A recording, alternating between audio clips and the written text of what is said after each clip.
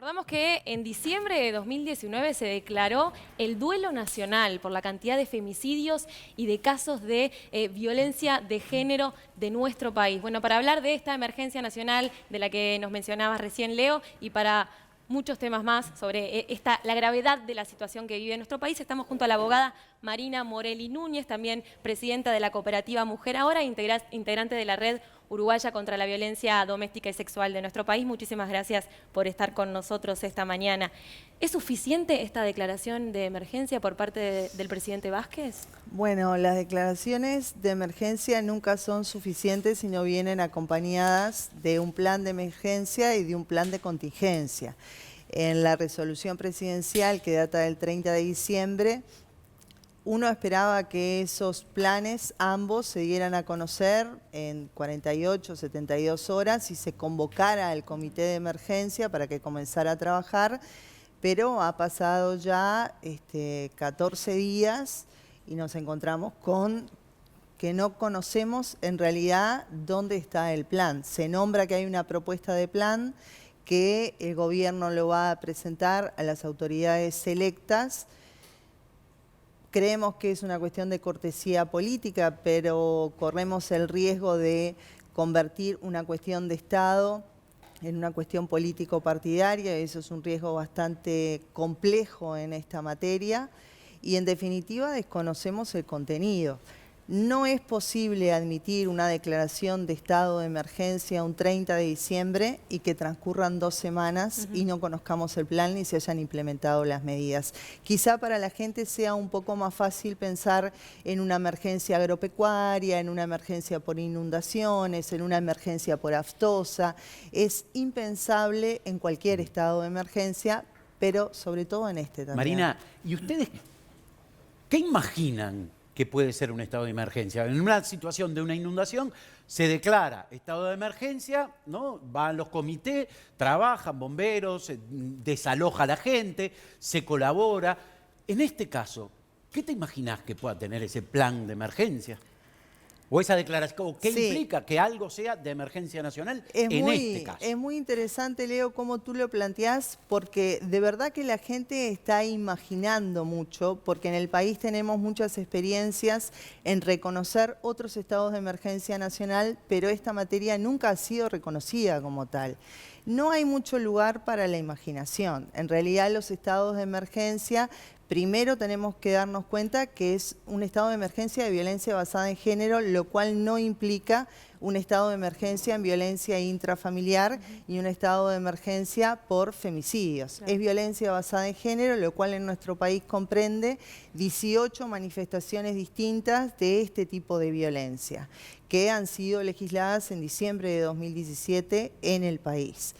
Por otra parte, la gente debe comprender que los estados de emergencia, los planes no atacan las causas del problema, sino que lo que atacan es la emergencia. Y es el estado completo que se pone a trabajar. Entonces, por ejemplo, la sociedad civil no construye el estado de emergencia, ¿no? Es el gobierno el que tiene que presentarlo, pero desde nuestra experiencia y como una cuestión de mínima.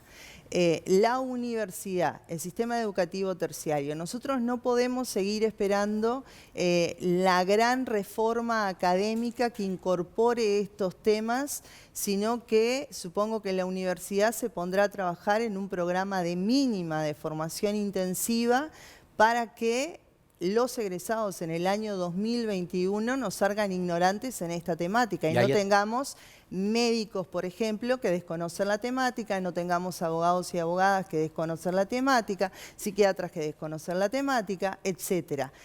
Esas son las acciones porque son en los cambios operativos a más alto nivel. Por ejemplo, los equipos técnicos que están en los juzgados, en los centros de las ciudades, trabajando con aire acondicionado en horario de oficina y lejos de las víctimas. No van a seguir esperando que las víctimas viajen 50 o 60 kilómetros para que evalúen el riesgo. Claro. En un estado de emergencia, esos equipos técnicos tendrán que funcionar en las comisarías, que es donde mayormente se recepcionan esas denuncias, para que cuando se dé cuenta a la justicia competente, la justicia ya tenga una evaluación del riesgo y sobre todo se adopten medidas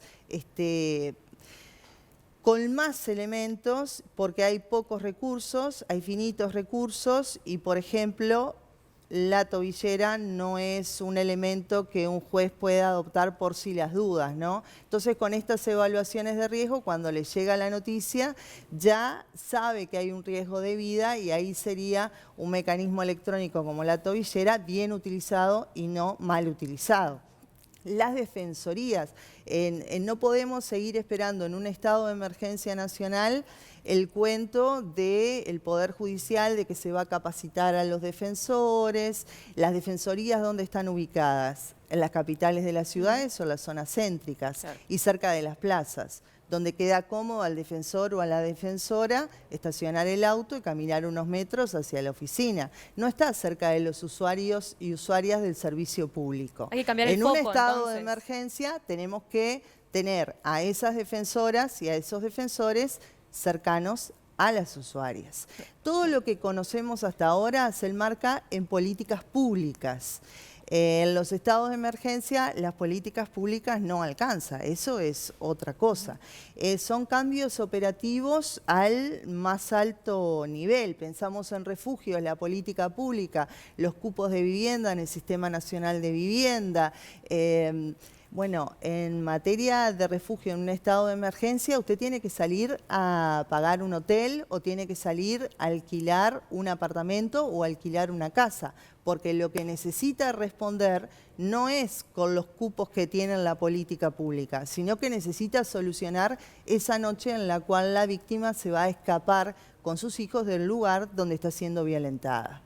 Todo lo que conocemos no sirve para el estado nacional de emergencia. El tema es que este plan de emergencia lo debemos conocer porque involucra no solo al Estado, yo quiero decir, al concebir un plan de emergencia nacional en violencia basada en género, por ejemplo, tenemos que afrontar todo lo que es la violencia en el ámbito laboral y con gran énfasis el acoso sexual en el ámbito laboral, que es un flagelo en el país. Supongo que en un estado de emergencia nacional el rol del Ministerio de Trabajo y Seguridad Social va a ser muy distinto a la política pública que viene haciendo y dará un plazo determinado para que empresas, sindicatos, cooperativas, centros de estudio cuenten con un protocolo para afrontar este tema. Será un mes, serán 2 meses, pero tendrán que tener el protocolo, ¿verdad? Ha pasado mucho tiempo y aún no conocemos el plan y eso es muy preocupante porque en esta materia no se admiten decisiones simbólicas. Digamos que estar a la altura de estilo que requiere una violación de derechos humanos tan atroz y tan horrorosa y que causa tanta destrucción y tanto daño a la sociedad, merece acciones reales que impacten positivamente en la vida de las mujeres. No alcanza con pronunciamientos que estén vacíos de contenido. Y si bien recibimos la declaración tardía, porque la Red Uruguaya contra la Violencia Doméstica y Sexual la reclama desde el año 2014, pensamos que iba a venir acompañada del resto, ¿verdad? ¿Cuál es la justificación entonces o la excusa, se puede decir? ¿Falta de presupuesto? O sea, sabemos que va más allá, ¿no? del dinero y del presupuesto, pero ¿por qué no se llevan a cabo toda esta cantidad de planteos que se están pidiendo desde 2014? Estos planteos integrarían un plan de emergencia en base a lo que Leo pregunta. Nosotros desconocemos qué es lo que el gobierno va a decir. Estas son cuestiones de mínima en base a nuestra experiencia. Suponemos que quien construya el plan de emergencia a nivel gubernamental va a tener la experticia y la rigurosidad suficiente para incluir esta entre otros centenares de acciones que se pondrán en juego durante un año, ¿no? Es evidente que en un plan de emergencia se requiere de presupuesto porque a base de voluntariado y reciclaje uno no va a afrontar una emergencia nacional. Pero en esta materia especialmente hay que tener en cuenta que no todo es dinero y que las mayores resistencias a nivel estatal no provienen por falta de presupuesto, sino que provienen por otras cuestiones que activan intrainstitucionalmente y que funcionan como fuerzas retardatarias al avance. Si usted piensa en un estado de emergencia, por ejemplo, lo de los equipos técnicos, si usted dice no pueden estar con aire acondicionado en horario de oficina en el centro de las ciudades a 50 kilómetros de la víctima, porque muchas veces llaman por su nombre a las víctimas sobrevivientes y no aparecen, y no es que no quieran ser evaluadas en su riesgo, sino que muchas veces no tienen ni plata para tomar el ómnibus. Entonces, si yo le digo que esos equipos técnicos van a tener que ir a trabajar a las comisarías mientras esté vigente por 6 meses, un año, el estado de emergencia, usted no necesita un peso. Usted tiene el equipo técnico, usted tiene los profesionales actuando y usted tiene la situación. Lo que necesita es un cambio operativo, que en este caso es muy sencillo porque es cambiar de lugar de trabajo a quienes desarrollan la tarea. Ahí no hay dinero que se necesite. Pero, bueno, el dinero para el estado de emergencia es necesario, ¿verdad? ¿Se ha avanzado en algo o creen ustedes que se puede hacer algo diferente con los hombres que golpean o que tienen denuncias o que son violentos? Bueno, la red uruguaya no se ha especializado ni ha acumulado experticia porque bastante trabajo tenemos aún con no poder salvar a las víctimas de este tipo de violencia.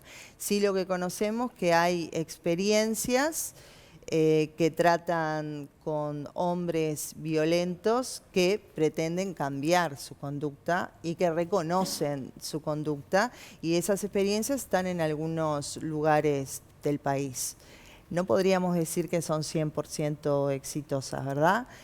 No se presentan, van muy pocos. He entrevistado hombres que asistían a esos programas de la Intendencia de Montevideo. Y algunos de los programas también no solo es que abandonan, sino que los técnicos asumen y declaran que no pueden trabajar con esas personas. Porque te pregunto, porque en este problema uno tiene la sensación de que nos estamos ocupando del enfermo, que sería la mujer afectada, y obviamente que nos tenemos que ocupar del enfermo, pero no estamos ocupando de la enfermedad.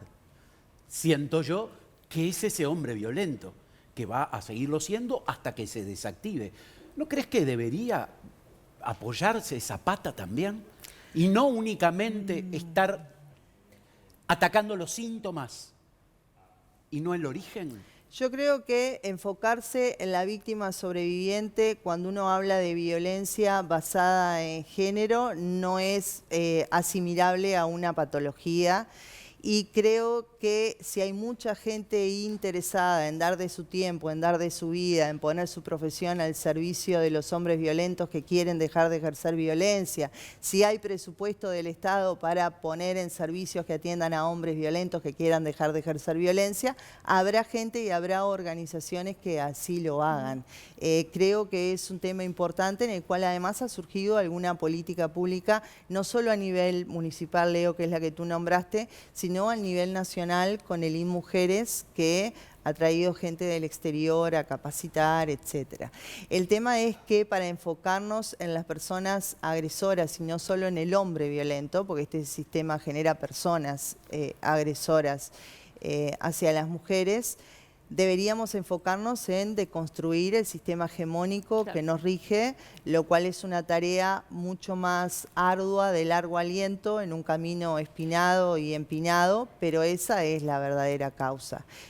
Quienes protagonizan eventualmente en un pedazo de la historia una situación de esta violencia, no somos más que piezas insignificantes que vamos a ir cambiando a lo largo del tiempo, pero lo que nos sostiene, lo que perpetúa, lo que banaliza, lo que naturaliza la violencia, es el sistema que nos rige, que es bastante cruel, ¿no? En la declaración de este estado de emergencia nacional se dejó, se pudo entrever que se va a realizar una compra de tobilleras, ¿no? Algo así como 200 tobilleras. ¿Cuál es el rol de la tobillera y cuál es el control que se debe ejercer, sabiendo que hay muchas roturas y hay hombres que, bueno, escapan de esa situación donde están cumpliendo una pena? Bueno, las tobilleras, qué tema, porque ese me sacó canas el tema de la tobillera, porque aparte se habla muy livianamente, ingresó en plena campaña política el tema y se ha hablado mucho sin contenido. Entonces, para tratar de encuadrar. En primer término, la tobillera no es una medida de protección. La tobillera es un sistema electrónico que permite monitorear el cumplimiento de una medida de protección adoptada por la justicia, que es la prohibición de acercamiento a la víctima. En segundo lugar, la tobillera no es aplicable a todos los casos de violencia basada en género. En una violencia mediática es impensable una tobillera, en una violencia obstétrica es impensable, en una violencia política, en una violencia institucional, y podría seguir con las restantes manifestaciones. La tobillera se aplica en los casos sobre todo de violencia intrafamiliar, puede ser de trata, puede ser de explotación, se enmarca allí. Aún en esos casos no es en el 100% de los casos que se debe aplicar tobillera. En los únicos casos en los que es admisible la aplicación de este mecanismo electrónico es en aquellos en los cuales el riesgo de vida sea elevado. Quiere decir que la vida de la persona víctima, de la mujer víctima, está en riesgo. Entonces, en ese sentido, se refuerza la medida de protección con este mecanismo.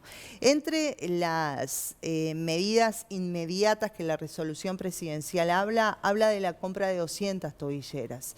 La compra de 200 tobilleras, el número, creemos que obedece a la personas que están esperando que se les coloque tobillera, que es muy similar. Que están faltando, entonces. Sí, bueno, ese es otro concepto. Yo le diría por ahora que están en una lista de espera, esperando que se le coloque tobillera porque no encuentra el mecanismo electrónico pese a que la justicia dispuso su colocación.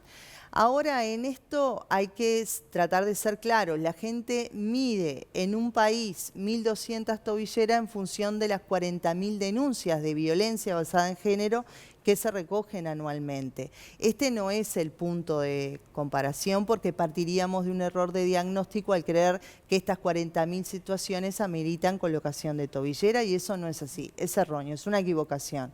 En un país de 3 millones, 1.200 tobilleras deberían ser más que suficientes. Más que suficientes. Por lo tanto, la pregunta que tenemos que hacernos es, en los casos en los que se dispone la colocación de tobillera, en todos los casos se está disponiendo bien, con rigurosidad, con lectura correcta de indicadores y donde hay riesgo de vida.